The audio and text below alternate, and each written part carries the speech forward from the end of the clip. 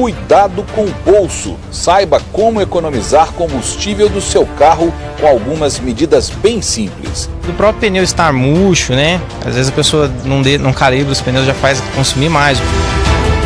Hoje é dia de Black Friday. Consumidores lotam as lojas em busca de promoções. Consegui comprar o que eu queria, ainda comprei até mais alguma coisinha. E no futebol, o Cruzeiro venceu o Galo e se sagrou campeão da Supercopa Sub-20.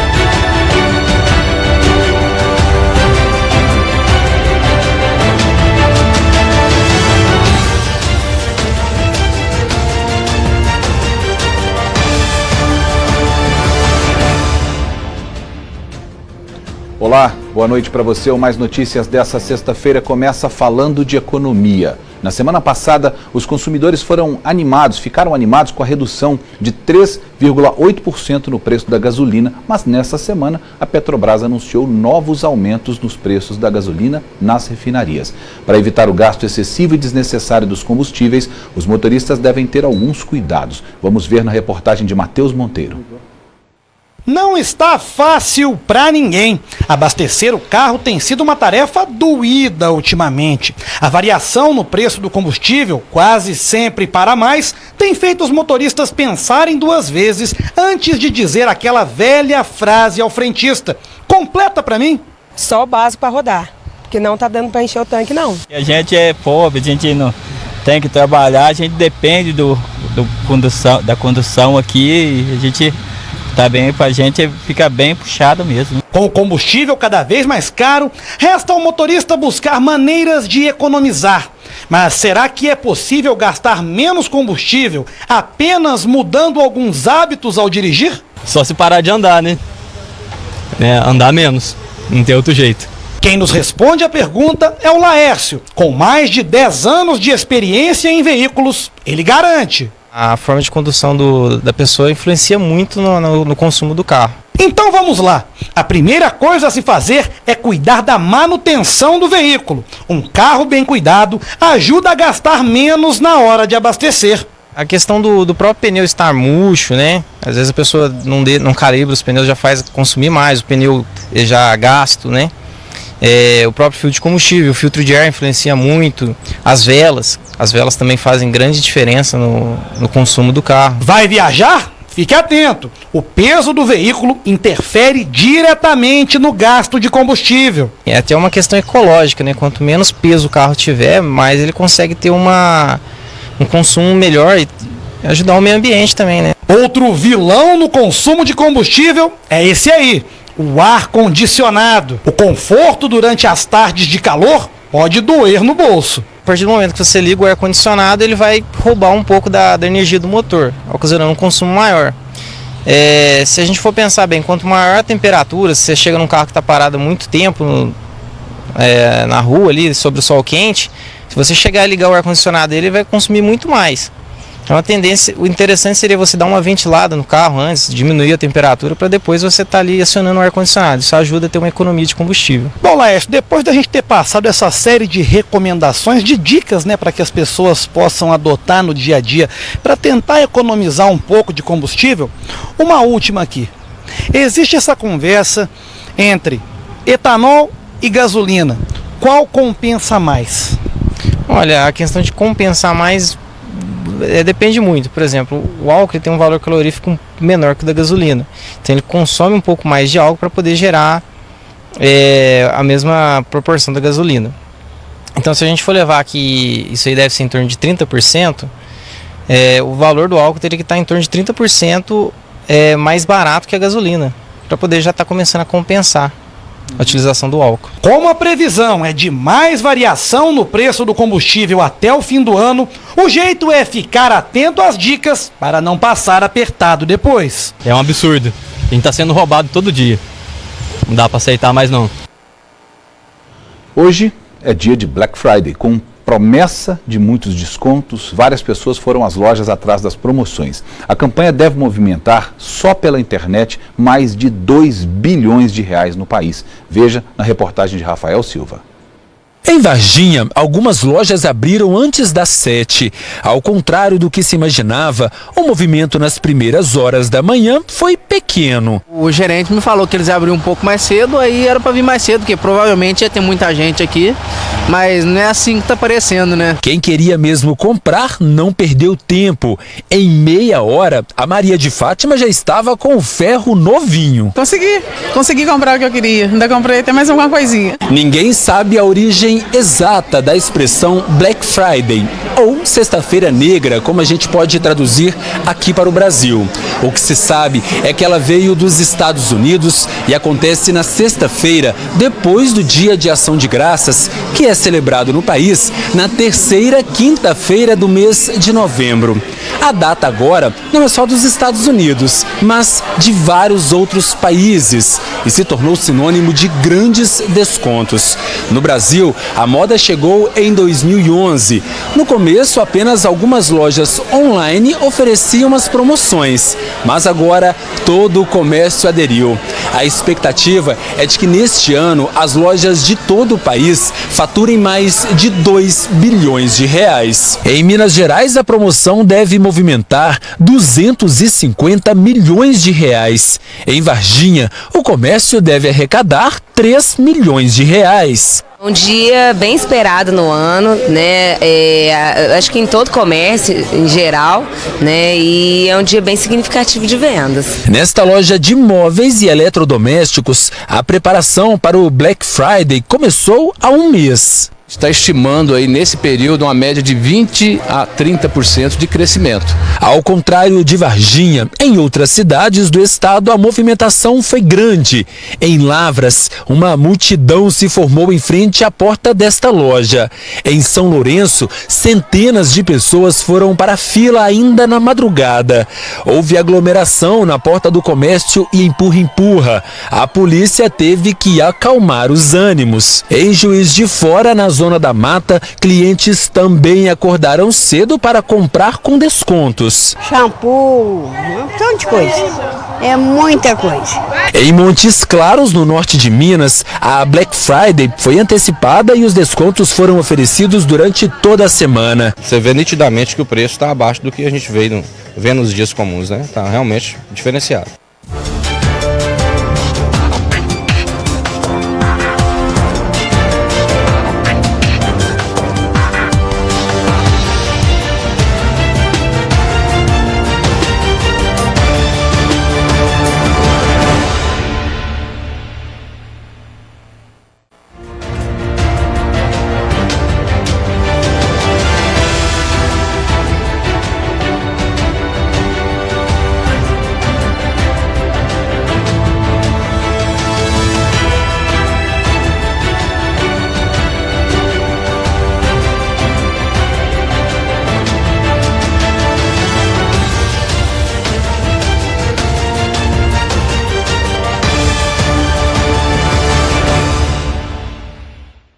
Na reportagem especial de hoje, da série Dinheiro na Lama, você vai conhecer o que deveria ser o novo e moderno prédio da Câmara Municipal de Contagem, na região metropolitana de Belo Horizonte. Um investimento milionário que saiu do papel, mas não passou da fundação.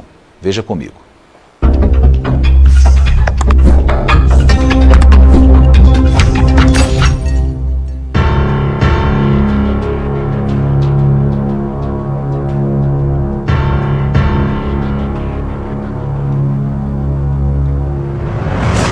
A estrutura que você não vê é a de um prédio de 9 andares. O projeto, orçado em mais de 30 milhões de reais, foi idealizado em 2012 pela mesa diretora da Câmara Municipal de Contagem, na região metropolitana de Belo Horizonte, e saiu do papel 3 anos depois. Mas as obras iniciadas pelo presidente da Câmara na época estão paradas. Nós não teríamos 33 milhões, nós tivemos uma projeção da nossa receita para absorver essa obra em 6 anos, que era um gasto de 6 milhões no ano. Na ousadia de você fazer a reforma puxadinho, a nova mesa diretora que tomou posse em 2012 se determinou, em vez de fazer puxadinho, fazer montar com o Ministério de fazer um prédio novo, de fazer uma torre e uma reforma do atual prédio.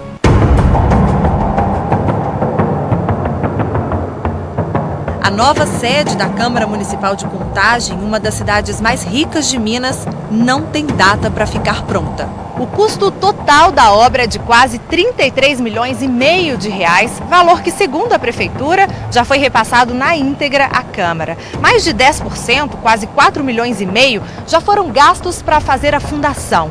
Mas desde janeiro de 2016, as obras estão paradas e não há previsão da retomada dos trabalhos.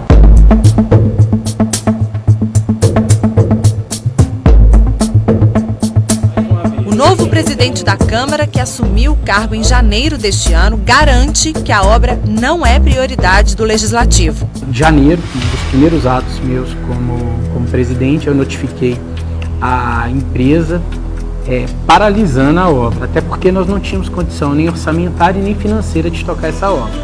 E, para minha surpresa, ela me encaminhou um documento dizendo que a obra estava paralisada desde agosto de 2016. E logo depois ela me encaminhou um pedido falando que o motivo da paralisação dessa obra é porque de maio até julho não havia feito os pagamentos da obra.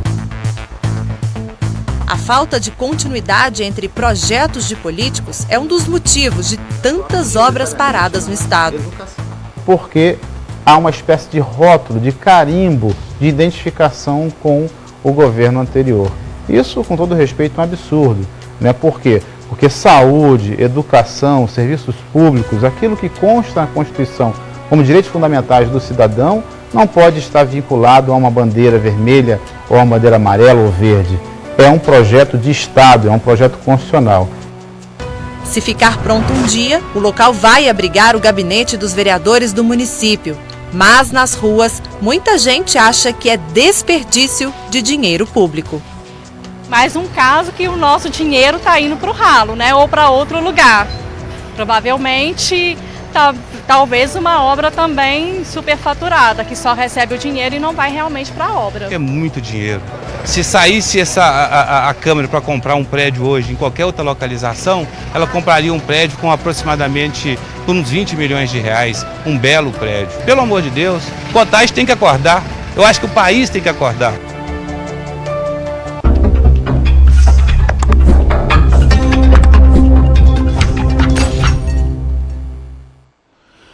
Pois é, Contagem é uma das maiores cidades do estado, tem quase 700 mil habitantes, mas não tem uma rodoviária, não tem um aeroporto, não tem uma emissora própria de televisão, isso para citar alguns exemplos. Historicamente, os buracos se acumulam pelas ruas da cidade, é só começar a chover. A cidade tem sérios problemas de saúde, na educação, na urbanização. E na mesma época que a ordem de serviços para a construção desse prédio foi assinada, em meados aí no meio de 2015, as manchetes dos jornais eram que Contagem e Uberlândia dividiam o topo do ranking de municípios com mais casos de dengue registrados no estado. E os vereadores da época, comandados pelo então presidente da Câmara, que nós vimos aí na reportagem, Gil Diniz, com aval do então prefeito Carlinhos Moura, que estava presente nessa assinatura e aceitou dar o dinheiro para esse delírio da Câmara de Vereadores, eles resolveram por decreto que a prioridade do município era a construção de um prédio de 33 milhões de reais. A prefeitura disse que já deu o dinheiro todo, mas a empreiteira disse que não recebeu. Pelo menos 4 milhões e meio desse dinheiro estão misturados naquela lama, naquelas ferragens da fundação que nós pudemos ver na reportagem da Gisele Ramos. E os outros 31 milhões de reais, ninguém sabe em que tipo de lama esse dinheiro foi parar. Na segunda-feira próxima agora, na última reportagem da série, nós vamos mostrar o maior elefante branco de Minas Gerais. É uma obra avaliada em 200 milhões de reais, cheia de equipamentos de última geração, mas completamente inutilizada. A construção foi projetada para ser uma referência mundial no estudo das águas, lá no Triângulo Mineiro, só que virou um exemplo claro do descaso com o dinheiro público. Agora a previsão do tempo, um breve intervalo e voltamos já já.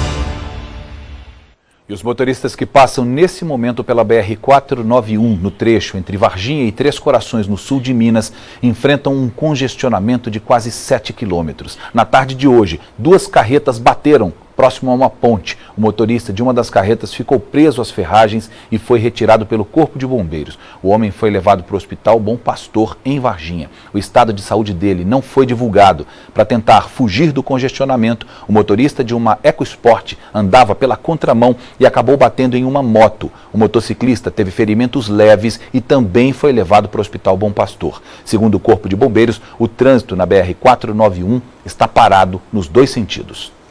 Um homem foi preso na manhã de hoje em Varginha, suspeito de praticar vários crimes. Quem tem informações é Rafael Silva. No sul do estado, a polícia prendeu um homem suspeito de cometer pelo menos 7 crimes em 3 dias em Varginha. A PM chegou até Gustavo Rodrigues dos Santos, de 20 anos, depois de uma denúncia anônima.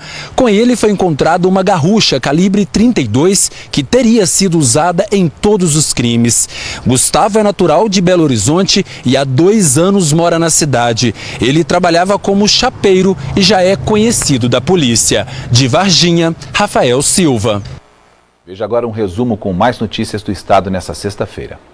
Um fazendeiro é suspeito de abusar sexualmente de uma garotinha de apenas 6 anos de idade. José Ornelas de Melo, de 74 anos, é um advogado renomado e fazendeiro de Florestal, na região metropolitana de BH. Ele era patrão dos pais da criança. O crime teria acontecido na propriedade de José Ornelas. O fazendeiro está preso na Nelson Hungria, em Contagem. Se condenado, ele pode pegar até 15 anos de prisão. De Belo Horizonte, Gisele Ramos.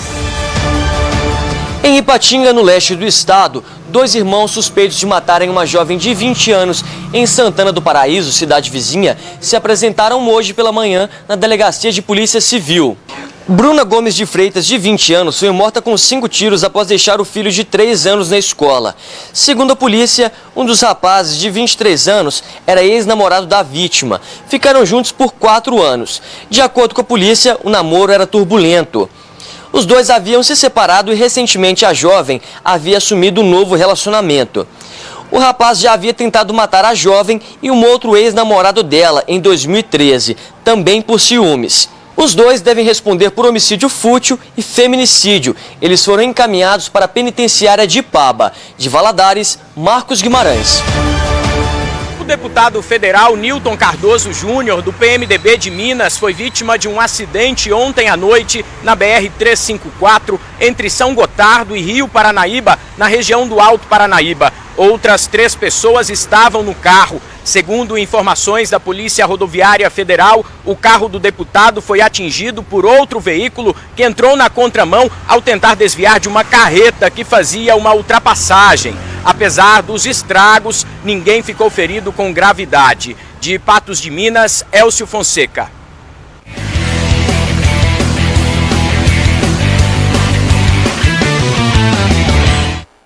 O Cruzeiro venceu o Atlético Mineiro nos pênaltis por 4-2 e se sagrou campeão da Supercopa Sub-20. Com o título, a equipe celeste garantiu vaga na Copa Libertadores da categoria no ano que vem. A partida foi ontem à noite no Estádio Independência, em Belo Horizonte.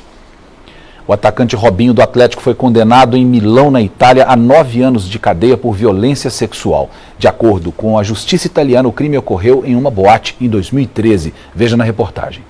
Em campo, o Robinho de sempre, descontraído com os colegas, atencioso com a torcida e sorridente.